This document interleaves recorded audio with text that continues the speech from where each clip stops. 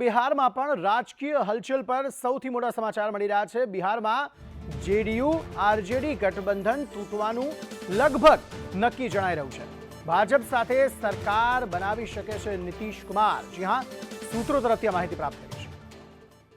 अजय यादव વધુ माहिती आप रहा है। अजय, बताइए क्या ज्यादा जानकारी, किस फॉर्मूला पे ये बात सामने आई है कि नीतीश फिर से एनडीए में जुड़ सकते हैं? देखिए, नीतीश के पहले जो एनडीए के साथ जुड़ने के जो पहले संकेत मिलते थे, उसमें भारतीय जनता पार्टी के राज्य नेताओं की तरफ से एक ही आपत्ति दर्ज कराई जाती थी कि अगर नीतीश कुमार भारतीय जनता पार्टी के साथ मिलकर के बिहार में सरकार बनाते हैं तो नीतीश कुमार सीएम नहीं रहेंगे, बल्कि भारतीय जनता पार्टी का सीएम रहेगा।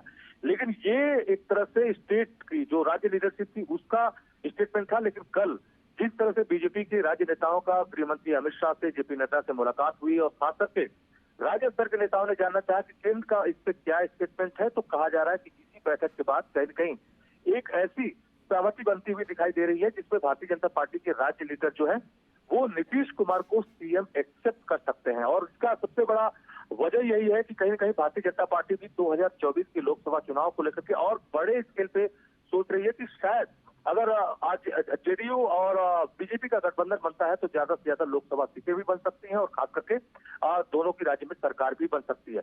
तो सूत्रों के हवाले से ये खबर आ रही है जिसमें ये कहा जा रहा है कि जेडीयू और जो बीजेपी का गठबंधन है वो 28 तारीख को जो शपथ ग्रहण ले सकता है, जिसमें न सिर्फ नीतीश कुमार एक बार बिहार के सीएम बन सकते हैं बल्कि डिप्टी सीएम जो है भारतीय जनता पार्टी के जो लीडर है सुशील मोदी वो बन सकते हैं और साथ ही साथ एक और डिप्टी सीएम बनाया जा सकता है। लेकिन इसके एक संकेत और भी है कि अभी आरजेडी की तरफ से भी एक बैठक लालू प्रसाद यादव ने बुलाई है जिसमें कहा जा रहा है कि 122 अगर विधायकों की संख्या बहुमत के लिए चाहिए तो 114 जो है सीपीआई एमएल से लेकर के कांग्रेस से लेकर के आरजेडी के लेकर के 114 विधायक हैं।